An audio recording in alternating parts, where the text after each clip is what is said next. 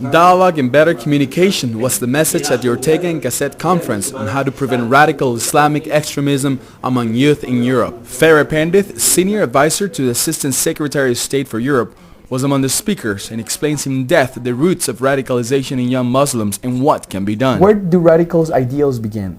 Does it begin at home with your children? It can start at home. It could start on the web. It could start in mosques. It could start in garage mosques. It can start with a peer that has an interesting idea that some kid wants to learn more about. So it can start from many places. But the issue is, why does a child decide that they want to learn more about a particular ideology? And I think that's sort of the root of the problem. How do you get into the dialogue at an early enough stage where young people actually can hear the alternative? Growing up in the U.S. as a young Muslim girl, how did you manage to adapt to the two cultures? Was there ever an identity struggle within you?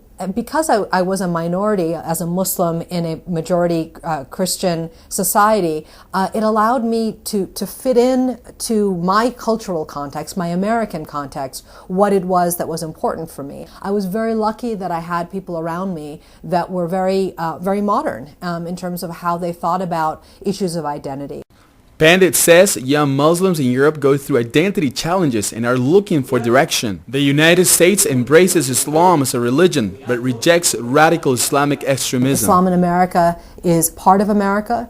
We respect Islam in America. Muslims are part of the American fabric, as are many other religions. And it is important to continue to keep that fundamental strength behind everything that we think about as we think about America.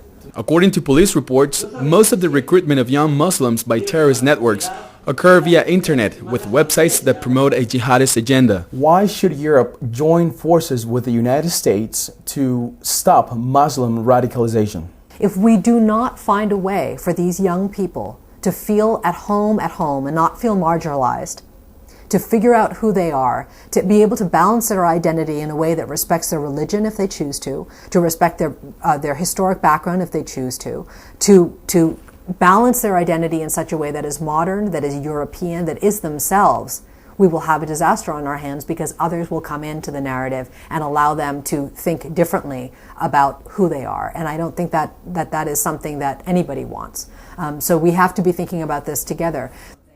Christian Grisales, U.S. Embassy, Madrid, Spain.